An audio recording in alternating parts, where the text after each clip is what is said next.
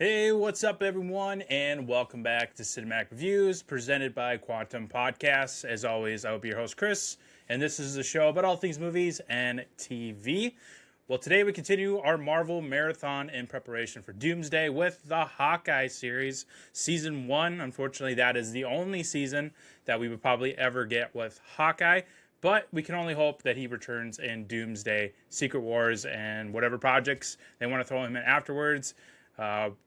Really love this series. It's one that we've kind of talked about when it came out back in 21 on the podcast. Now we get to dedicate an entire episode for it finally. Get to break it down and talk about all the great action sequences and jokes and just getting caught up with Jeremy Renner's Clint Barton in the MCU after the events of Endgame. So excited for today's episode. We got a couple of news items to cover as well.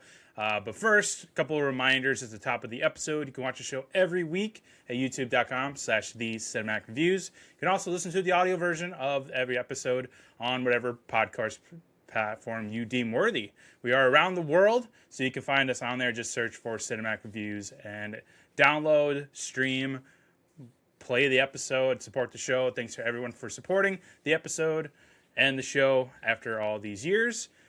Plenty more content headed our way throughout the year. We've got the Top Gun double feature for 4th of July. We've got the first ever triple feature episode coming up next week, Scary Story of the Universe, where I'll break down Masters of the Universe, Toy Story 5, and the newest Scary Movie. Also, check out the official website of the podcast, cinematic-reviews.com, where you can set up a profile and you can rate shows like Hawkeye with the popcorn rating that I use in the show. You can also test your knowledge with trivia games on anything movie and TV related. You can rank the MCU like I do every week on the show. Tons of other things to do. Watch the episodes, watch the shorts. So much stuff to do on there and more to come, always expanding on that website. So go ahead, set up a profile and check that out. Also follow us on Facebook, X, Instagram, and TikTok for all the graphics that you see on each and every episode, news items. I've been posting out a bunch of stuff about Spider-Man Brand New Day. We keep getting new images and clips, so I've been posting all those, and we are hopefully going to get a new trailer next week, so you can guarantee that I will post that trailer on those social media pages as well. So go and follow the show on there. With that, let's head over to news and reactions for two pretty big news items that broke this week.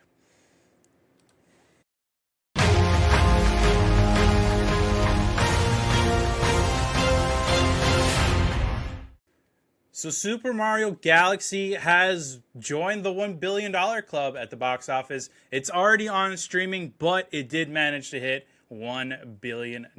So congrats to everybody involved with that movie. You can go ahead and check out the review episode that I did on the Mario Galaxy movie. It's an awesome movie, one of my favorites of the year so far. And I was really hoping that they would cross the 1 billion mark, and they just barely did. I think it was like the same day or the next day that it hit streaming, that it crossed that $1 billion mark. So congrats to Super Mario Galaxy. Also, pretty big news that just broke like an hour before recording this episode. The Justice Department has approved the Warner Brothers Paramount merger. This is pretty much a green light go. This will be one of the biggest, if not the biggest, mergers in entertainment history. Warner Brothers and Paramount will be under the same control, same roof, and this is going to have a big impact on markets, advertising, and just the general monopoly talk for the next 20 plus years. This is a massive merger, and it took the Justice Department to say, nope, this is okay. This is how big this deal is. So I guess congrats to all that's involved. Your merger has been approved.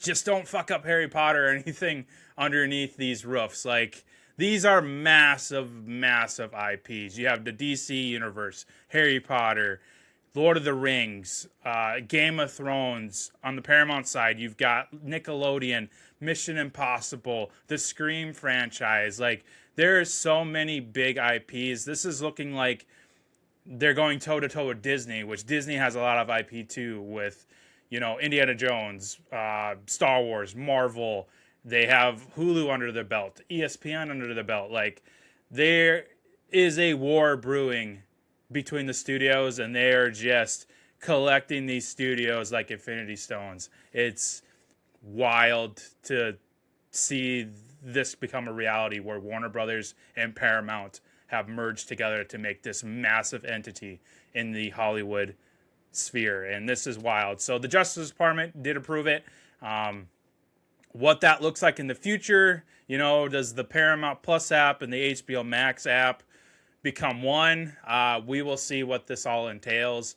But this is massive, massive news in this merger being finished and looking to the future of the entertainment business. So those are the two big news items today. Let's head over to our featured series on this week's episode, Hawkeye.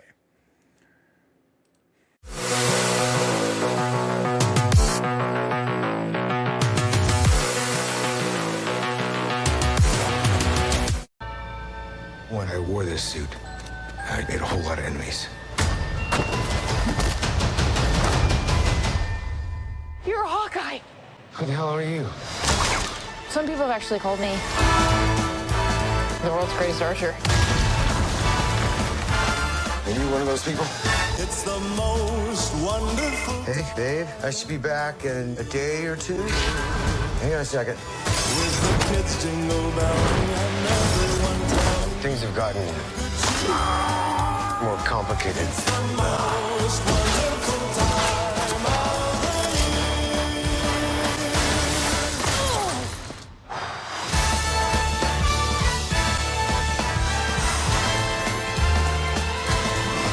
It's the most wonderful time. Yes, the most wonderful. This is too dangerous. Definitely not this one. You don't have to say definitely like that. Holy shit! There are arrows more dangerous than that one?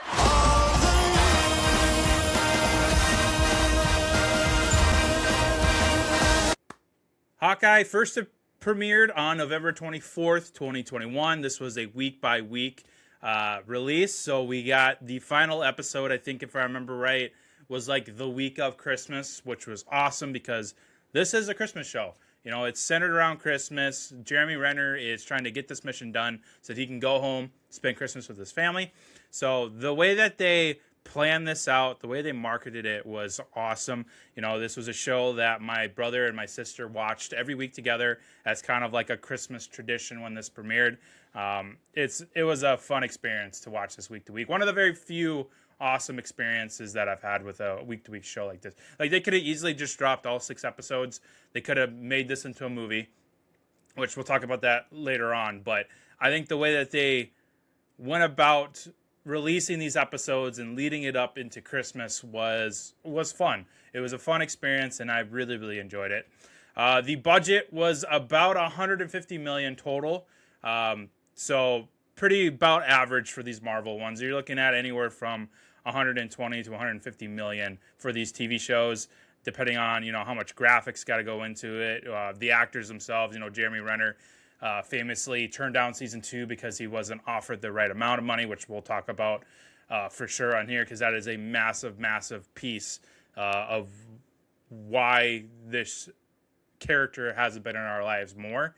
And it's because the studio just kind of backhanded Jeremy Renner with their initial offer for season 2. But like I said, we'll touch on that when we get to there.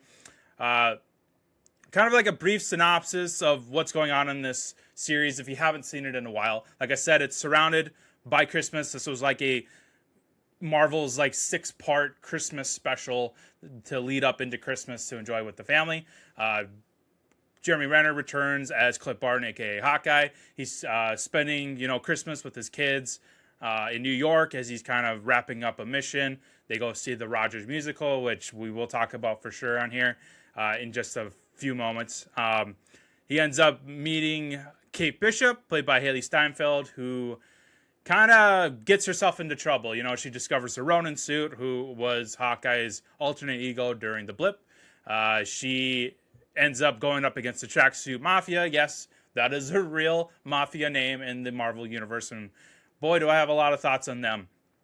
And so basically, Hawkeye gets sucked into this out of nowhere mission to wrap things up from his Ronin days during the blip, and must, send his kids off back home with his wife and finish his mission up before he can enjoy Christmas. As the days goes on, it's just chaos after chaos, and he has to extend the mission. But it ends up being a good thing because then he develops his relationship with Haley Steinfeld's character Kate.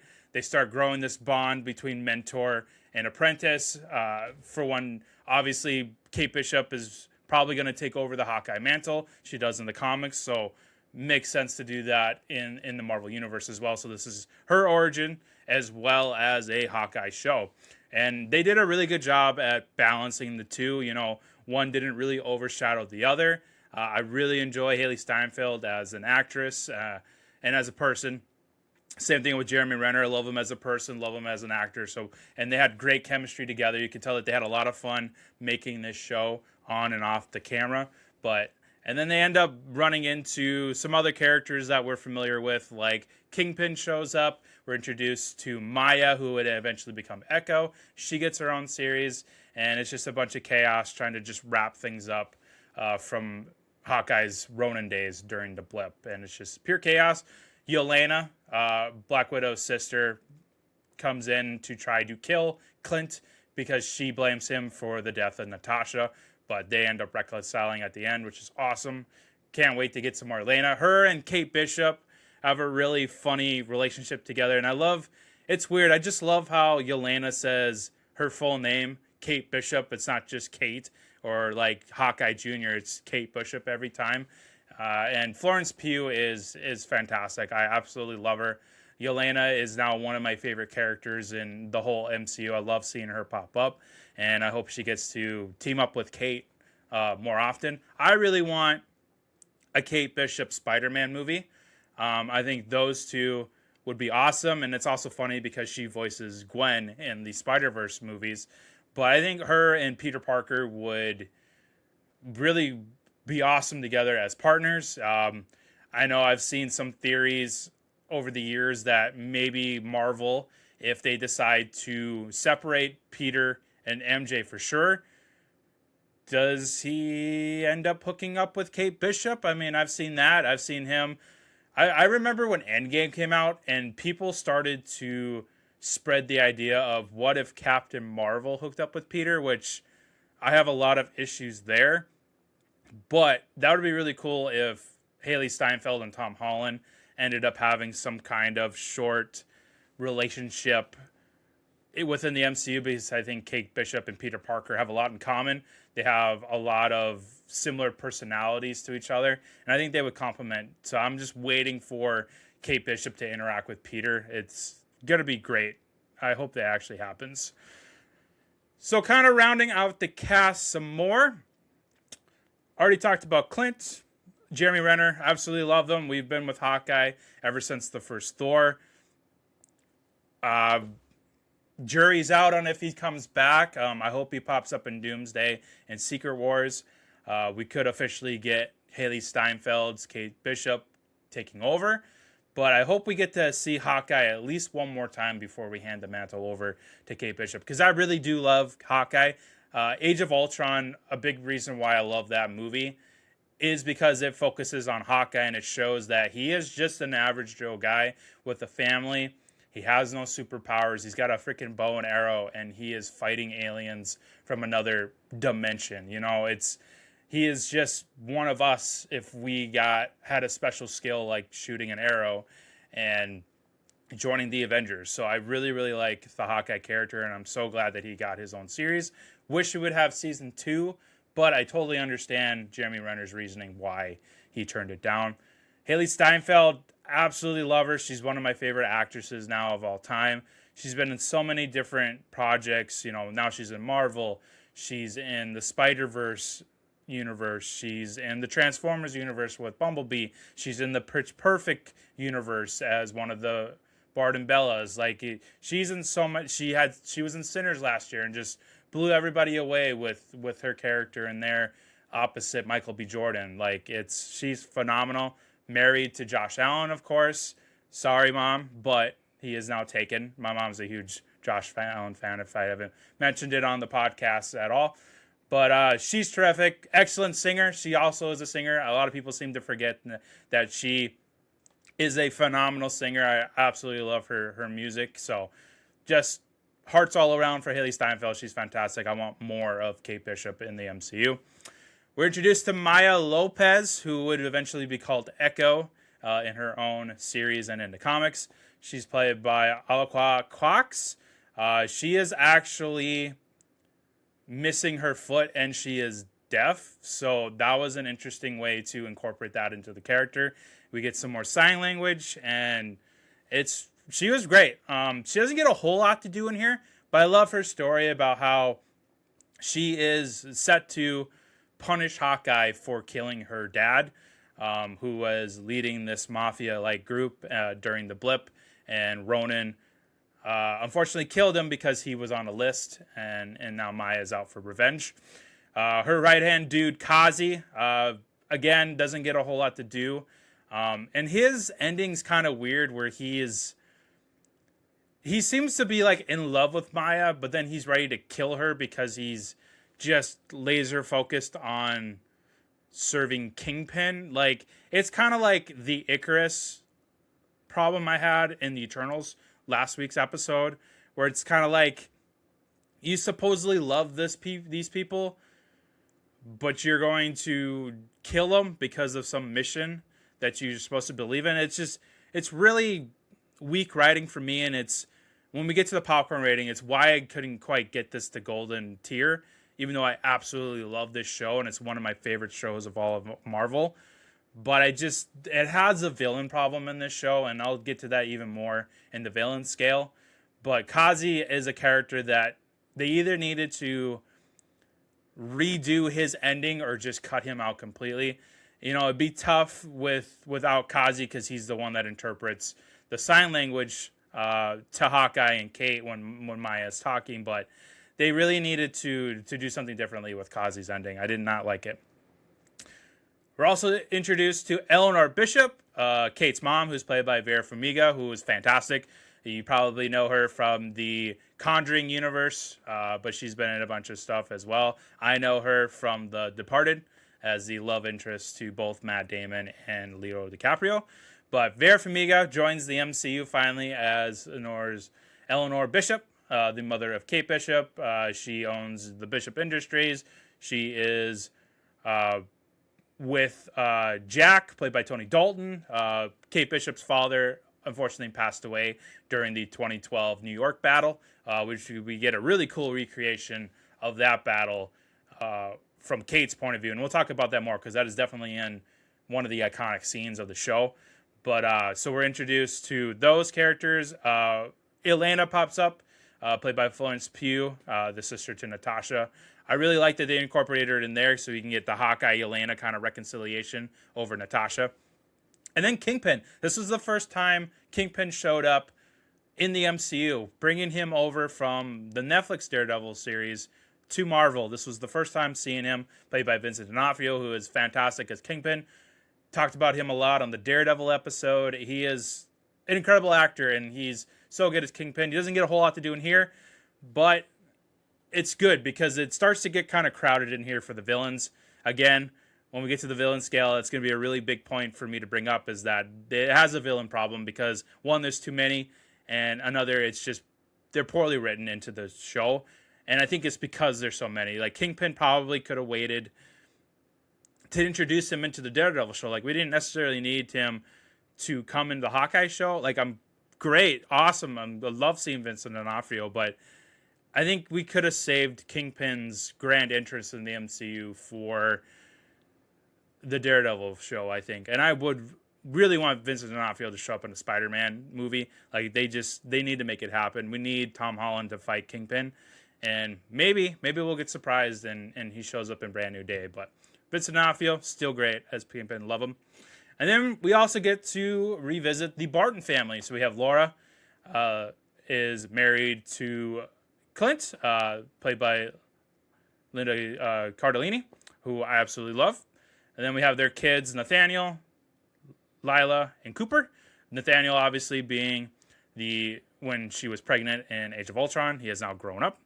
But so we get to revisit with the Barton family. So really awesome to kind of get an update on everybody here. Couple of notes here, and then we'll get into all the categories. I had some interesting thoughts when watching this movie that I wanted to talk about today. So this is when I rewatched it this week in preparation for the episode today. I really finally realized that Phase 4 and partially Phase 5 really was made to introduce the next generation of Avengers. And I feel like Marvel hasn't really done with anything with these guys yet. Maybe that's what Doomsday is going to do, or we're going to get the handing off of the torch from the OG Avengers to the young generation. Do we get a Young Avengers movie instead? But I kind of just broke it down here just to kind of talk it out and kind of realize that there is a lot of future setting up in just these shows. You know, you have Black Widow. We have now Elena, so she has taken over the Natasha role as the Black Widow. And here we have Hawkeye handing the torch off to Kate Bishop, supposedly, if that is what they intend to do. Doctor Strange has kind of mentored Spider-Man a lot in No Way Home, which we'll talk about next week. And then, of course, America Chavez when we get to Doctor Strange's Multiverse of Madness. So he is kind of double dipping there. Hulk, he appears in She-Hulk to kind of train her. Thor in Love and Thunder, well, he trains Love, who is the daughter of the Butcher, Christian Bale's character, but then he ends up adopting her. Captain Marvel, obviously going to be mentoring Miss Marvel in the Marvel movie. And then Agatha all along, we get introduced to Wiccan, Wanda's son, who would eventually become an Avenger in the comics. So it's a lot of generational setting up, and I just kind of was like, it kind of hit me really hard when I watched the show this week, and it's like, holy crap, I totally forgot that they were trying to set up the Young Avengers or the next generation of heroes, and they haven't really done anything since. So we'll see what the future holds for all of these young potential Avengers going forward. I think the one for sure that we'll see, because they're fan favorites, will be Elena, obviously, Kate Bishop, and then Miss Marvel. Like, I really love Miss Marvel. And obviously Spider-Man, but he's kind of a vet at this point. You know, he's been doing it for about 10 years. Tom Holland has. So, but aside from Spider-Man, definitely we'll see Elena, Kate Bishop, and Miss Marvel, I'm sure, going into the future. Jury's out on She-Hulk because there was rumors that they did not want to bring her back. So we'll see. Trick arrows. Trick arrows are all the fun in this show. Like, it's so fun to see like 20 different variations. We get the plunger arrow, we get the poison arrow, we get the gas arrow, we get the taser arrow. Like, there's so many cool. I think there was one where it was like jelly that splurted everywhere. So the trick arrows are all fun. And I mean, that's all Kate Bishop wants. You know, you get the shrinking arrow and all sorts of other things. It's just a lot of fun to see. The future of Hawkeye in the MCU. Now, this is where we're going to talk about Renner. And does Kate Bishop join the Avengers? So no season 2 because Renner didn't like the offer. So Jeremy Renner turned down a second season because Disney offered him half the salary he was paid for season 1 due to his near fatal snowplow accident in 2023. He said, I'm sorry. Why did you think I'm only half the Jeremy? Because I got ran over. Maybe that's why you want to pay me half of what I made on the first season. So basically, he was really, really offended that he got half the offer after his accident when they wanted to do season 2. So I guess your judgment on how you took this, did he take it too far? I'm on the side of good for you, Jeremy. Don't let these guys take advantage of you. Disney has the money to pay you. It's just a matter of them trying to put money in their pockets for their bonuses at the end of the year. But we got robbed of season 2 for Disney's greediness, and it's unfortunate because Jeremy Renner loves the Hawkeye character. He would gladly come back as Hawkeye, but, you know, he also has to make a living. You know, some of you may think that he is greedy, that he is the problem because, hey, take half the money. I mean, you got one foot out the door anyways. Haley Steinfeld is the future of the Hawkeye character, but at the end of the day, I side with the actors. They are the ones doing all the work. They should be compensated for that work. They are the face of this project, and they need to be compensated for it. And Disney can afford it. Just freaking pay your guys. Now, will Kate join the Avengers? I think she will. I think Haley Steinfeld will take over the Hawkeye position in the MCU. I think she will be a full-fledged Avenger. And it's funny because really the only thing that I could think of as being the problem is her commitment to the Spider-Verse. Well, we're finally going to be getting the final part of the Spider-Verse trilogy next summer.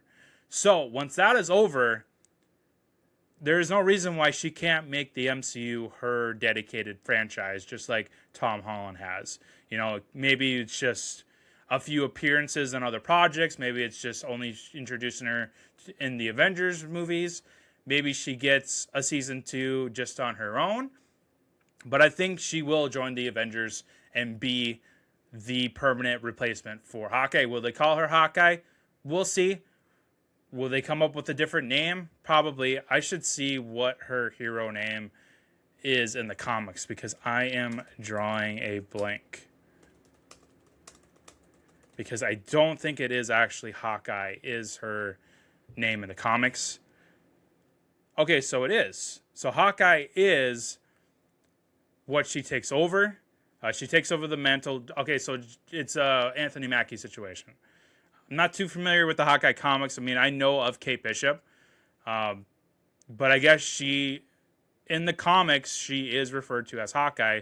So we could have an Anthony Mackie situation in our hands where she will just be called Hawkeye, which I'm totally fine with. I was fine with Anthony Mackie being called Captain America because that's what Sam Wilson is called in the comics. So makes sense. So sorry about that. Kind of ruined that bit a little bit. But hey, I'm learning new things just like you guys are with these comics. Okay, so let's dive into all of these categories. Iconic scenes. So, reminder, iconic scenes. This is scenes that you think of when you hear the title Hawkeye. You know, what scenes pop up to you? So, got some nominations here, and then I'll give you what I think is the most iconic one. So, we have the 2012 New York battle recreation in Kate's view. Awesome. We get to see Hawkeye at that scene where he's shooting the arrows off the building. Explosion happens, and he is forced to jump off the building and rappel into the story below him.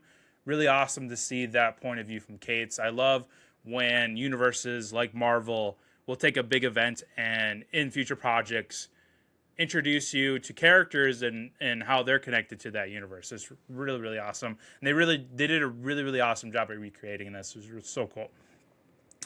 The car chase with the trick arrows is really fun, where Hawkeye and Kate are escaping, being kidnapped by Maya and the tracksuit mafia guys. Kate is just going through all of Hawkeye's trick arrows on their vehicles, and it's a really, really fun scene. You have Clint fighting at the LARPing battle. This is pretty cool, where we get some kind of... And I love Jeremy Renner's acting in this scene because he's kind of holding back that he didn't have fun and being serious. But at the end, it's funny where he's like, yeah, that was kind of fun. You know, just seeing him kind of be like, oh my God, these guys are just noobs and they don't know what they're doing. So he's just kind of nonchalantly walking through slowly, just, and then just killing them right away. Like, it's really funny. And it's all due to Jeremy Renner's performance during that. Yelena fighting Clint, Kate, and Maya. So we get kind of this 4-way battle on the rooftop once Elena shows up, and then Maya does as well. We get that really tense moment where Clint realizes that it's Elena, and he's like, shit, Kate, you got to get out of here. She's a Black Widow. Like, this is serious. Like, we're not playing a game anymore. Like, somebody sent a Black Widow to assassinate me, and they will kill you if you get in the way. So it turns the show really dark really quick, but it's great to see Florence Pugh get thrown into other projects. Yelena eating mac and cheese with Kate. I just really love this scene where it's Florence Pugh just being Florence Pugh, and it's fantastic. She's making a pot of mac and cheese and eating it with Kate, and Haley Steinfeld's like, what the hell are you doing here? Like, I'm supposed to be eating mac and cheese with you after you tried to kill us? And I love Haley in this scene because she's defending Hawkeye tooth and nail. Like, she has his back. Like, she will not let Elena kill him. And I just love the chemistry between her and Hawkeye in here. And then the last one I have down is Clint and Kate fighting the Mafia guys on the ice rink where they reveal their new suits. That is, I think, the most iconic scene. That's the one I think of when I hear Hawkeye, is Kate and Clint going through all these cool trick arrows where they're freezing them, they're tasering them, they're exploding them, they're knocking them out with gas. It's such a fun scene. You got the crashed down Christmas tree from Rockefeller Center in the middle there. It's such a cool Christmas scene, and I just love the action. So that one is my iconic scene. Feel free to drop in the comments below what you think that most iconic scene is from Hawkeye. The let's fucking go moments in Hawkeye. This was tough. There wasn't too many of them, but I did manage to think of 3 of them. Yelena getting a mask. Like, this was awesome. Like, seeing Florence Pugh return as Yelena, it's like, let's fucking go. Like, she is going to be a character to pop up in the MCU. She's going to tie all these projects together. Another one is Clint revealing his new suit. Love the suit, love the pattern, love the purple. Looks very similar to the comic book suit. So it's like, let's go. Hawkeye's finally got the comic accurate suit. And then Kate fighting Kingpin. It's like, holy shit. Kingpin is in the MCU. He's fighting Kate Bishop. He's in the Hawkeye universe. Like, let's fucking go. We get more Vincent D'Onofrio as Kingpin. So awesome. Favorite quotes. Most of these are from Jeremy Renner, but I do have a couple of other ones. So I'll go through all the Hawkeye ones, and then we'll get into the side cast here. I'm not smashing a 72 Challenger. Come on. Like, I like that. He has his limits. Natasha, I really need to talk to you right now. You were the bravest of us all, weren't you? Loyal, stubborn. You always had to win, didn't you? And for a stupid orange rock. I replayed that a million times in my head, hoping for a different outcome. But I do my best every day to earn what you gave me. Just want to say I miss you, and I'm so sorry for what I'm about to do. That moment there where he takes his earpiece out so that he doesn't have to hear the world, and he gets to just have a moment with Natasha, because we have that plaque of the Avengers from the 2012 battle, thanking them and honoring them in their memory. And he gets this moment to talk to Natasha. And this is what we've all been waiting for of this series, is for him to try to forgive himself and also not blame himself for the things that he's done. You know, the Ronin thing during the blip. Honestly, any of us would have fucking went in a war rampage if our whole family blipped in front of our eyes for the next 5 years. And the fact that he lost his best friend because he wasn't strong enough to stop her and sacrifice himself, it just killed him even more. And I just really love this moment for that connection between him and Natasha. And then the last one from Hawkeye. Kate, you're my partner. Your mess is my mess. I'm not going anywhere until this is finished. This is the moment where you realize that Hawkeye is Kate's partner. You know, we get that joke with her saying, "Oh, he's my partner. I'm not your partner." "Oh yeah, I'm with Hawkeye. I'm Hawkeye's partner." No, she's not. Like, I love that little back and forth throughout the show, and then we get it full circle where he is like, "I care about you. You're my family. You're my partner. And I do want you to take the Hawkeye mantle when I'm ready." So this was a really good moment. This one from Elena, Kate Bishop. Like I said, I just love it when she uses her full name. Tracksuit Mafia. Whenever they say bro, I just kind of chuckle. You know, where do you think you're going, bro? Or we want that suit back, bro. Like, it's hilarious. I chuckle every time when they say bro at the end of it. And that's a legit thing from the comics. Like, I don't know a whole lot about the Hawkeye universe of the comics, but I did do a lot of research, and it's like, oh yeah, I do remember the Tracksuit Mafia in some of these comics, and the fact that they say bro a lot. And then this one from Kate Bishop. When I was younger, aliens invaded, and I was alone, and I was terrified. But then I saw you fighting aliens with a stick and a string.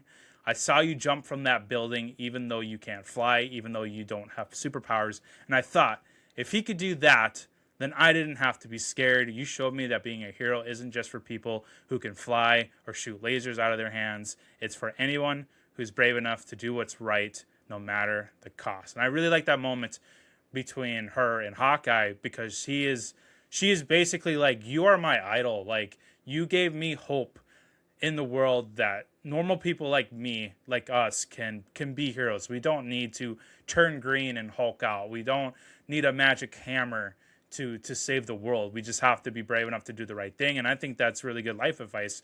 And I just love that moment for Kate where she's just like, this is why I idolize you, Clint. This is why I want to be your partner, why I want to follow you, because you did this to me and I want to be that symbol for somebody else. And that is just a fantastic line, and Haley Steinfeld performed this whole paragraph beautifully. It was so great. Fun facts, and then we'll wrap things up and dive into the rankings today. The TV show was originally tentatively planned as a movie, which was even included in Jeremy Renner's contract. However, Kevin Feige felt that it would be a better fit as a Disney Plus show, and Renner agreed to the change. I agree. With the experience I had watching this show week to week, I think it added the fun factor to it, because it was like, okay, it's the Christmas season. We get every week to go, oh, okay, what shenanigans is Kate and Hawkeye going to get into during Christmas? Like, sure, you could have just did a 2-hour movie, but I think this is one of the rare cases where this actually works better as a show because of the fun factor and because of the Christmas season. I 100% agree with this decision. I don't like most of the Marvel shows or the Star Wars shows, but I do like Hawkeye, and is part of how they marketed it and gave it to fans week to week in preparation for Christmas. It was fun. As a deaf person who uses sign to communicate, Cox's fighting style for her character Echo was deliberately designed to be protective of her hands, with heavier focus on her arms, elbows, and legs instead.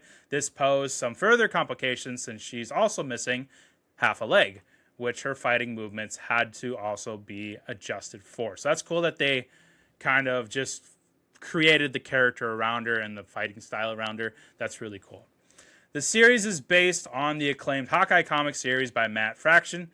It primarily dealt with Clint Barton on his day off from the Avengers and depicted him as a hard luck, constantly beaten up, half awake, often unlucky guy, helping keep his neighborhood safe, getting swept into side missions, and getting made fun of by Kate Bishop. That's a great story to do. That was a great kind of plot device for a Hawkeye series. And I love that when he's sitting in the recliner and just strapping the margarita mix pouches. I've drank those very pouches before, and they are delicious. But you never think of, I could have used these as ice packs. Like, that was a really cool, fun scene. Olivia Cooke and Taissa Farmiga were in the running for Kate Bishop before Haley Steinfeld was cast. Farmiga is the younger sister to Vera Farmiga, who plays Kate's mother, Eleanor. That would have been kind of weird if sisters played mom and daughter. Like, I'm glad that didn't happen. Like, Olivia Cooke would have been interesting, but I do like Haley Steinfeld as Kate Bishop. But that is interesting thought that we almost got the Farmiga sisters as mother and daughter. That's kind of weird. Florence Pugh was blocked from posting on Instagram for revealing her character's return since she spoiled this series before it was aired. Lump her in with Benedict Cumberbatch and Tom Holland. Those dudes cannot keep a secret. Like, I don't know if I'm pretty sure I talked about this on the Endgame episode, but if you didn't by chance hear that episode and you're listening to this one, they gave Tom Holland a fake script because they were afraid he was going to spoil the ending to Endgame. And they did things similar to Cumberbatch and Mark Ruffalo to a point where they were spoiling stuff from big movies like Endgame. But this is funny that Florence Pugh now joins that club on taping their mouth shut for secrets. And then the series starts on the evening of December 19th, 2024, and then, of course, ends on Christmas Day. So, like you can probably imagine, I love Hawkeye. It's one of the top shows in the MCU for me, one of the top projects. It's just a really, really fun show, and I'm really glad I got to finally do an episode dedicated to it. and rewatch it again. I'm probably going to watch it again come Christmas time because it's now part of my Christmas tradition to watch it because it's such a fun Christmas show within the MCU. So with that, let's end things like we always do with all the rankings.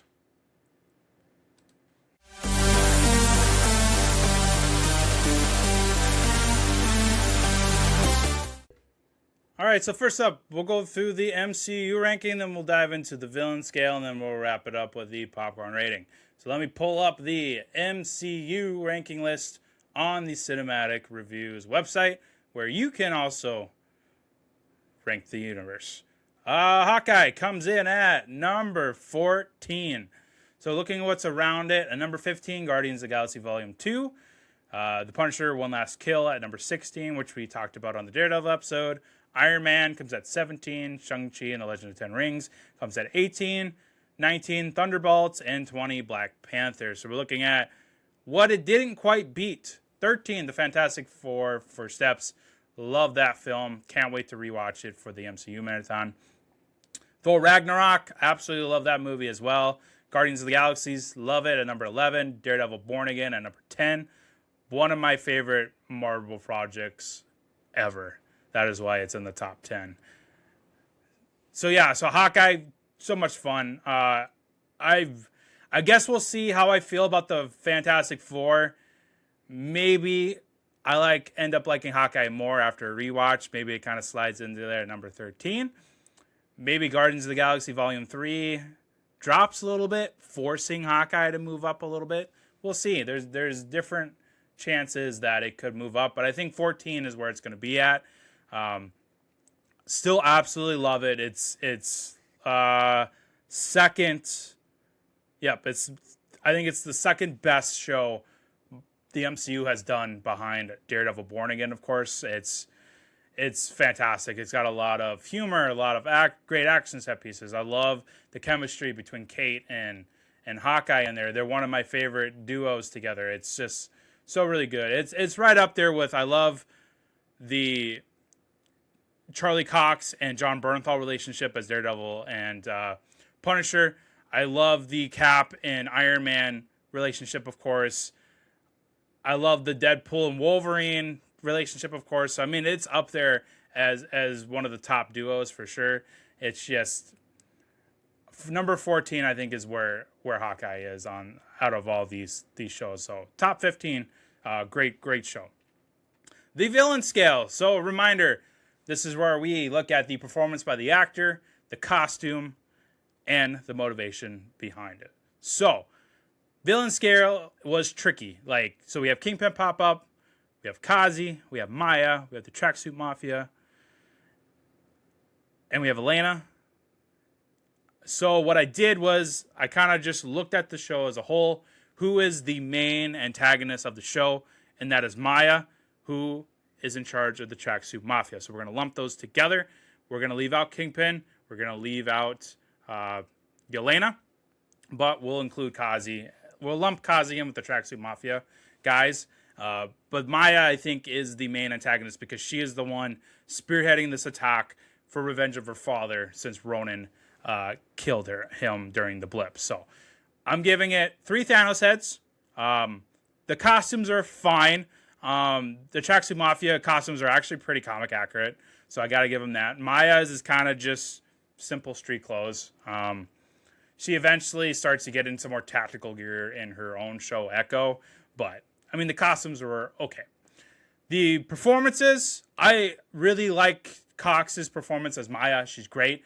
She's the only reason why I really watched the Echo show, because I thought she did a really good job as Maya in here. So I was like, okay, I want to see more.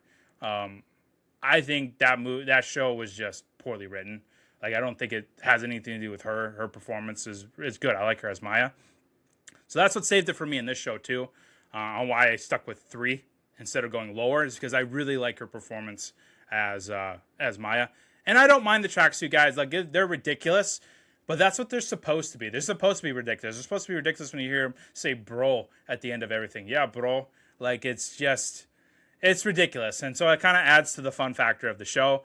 And then the motivation. The motivation is great. So you get this tie-in with Endgame. You get an explanation why Hawkeye has to get pulled out and back on a mission because of a personal revenge that he killed her father. And it's just like, that's great. That part of the writing was great. Like, that was great revenge story. This is a good revenge story.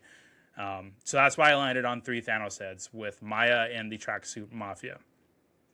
The popcorn rating, like I said, I couldn't quite get it too golden because of the villain problem. There's just too many villains going on. You have Kazi turning on Maya because of some blind loyalty to the mission, similar to Icarus and Eternals. Maya ends up turning and like, hey, we can't be murderers. Like, I don't want to kill Hawkeye anymore. And then Kingpin shows up to just throw another wild card in there. It's just like, this is too many villains. And that's one of my small fears with the Spider-Man movie, as they're throwing a lot of these villains out. And I trust them to control them in the Spider-Man movies. They haven't steered us wrong yet with the Spider-Man movie. So fingers crossed that they're able to manage it. But this was a problem here. There was just too many villains in here, so I'm sticking with 5 popcorns for the popcorn rating for Hawkeye. So that's going to do it for today's Marvel episode. Next week, we finally got it. Spider-Man No Way Home. We're finally going to determine if this is going to take the #1 spot again. And I think it is. I've been holding off on watching No Way Home because I knew we were going to do this marathon this year. And I've been just waiting in anticipation for Spider-Man No Way Home. So that'll be our Marvel episode next week. So check it out. Check out the rest of the Marvel marathon that we've been doing in preparation for Doomsday. Check out all the other episodes that we've done. And get ready for Scary Story of the Universe, which will come out next week as well. Super excited for the first ever triple feature on the show. Check out the website, cinematic-reviews.com, so you can rate the Hawkeye show with the popcorn rating, and you can rank it in your own MCU ranking. I'm figuring out how to do the villain scale on there so you guys can rate the villains as well with the Thanos meter. So TBD on that one. That is a project that I'll be working on. And there's a bunch of other things. You can watch the shorts, all the full episodes on there. Check out the different popcorn ratings that I do. It's so much stuff to do on there. Go step and set a profile and see how everybody else is rating those movies. And shows, of course. So that's going to do it for today. Hope you all enjoy the rest of your weekend, and we will see you all next time on the show.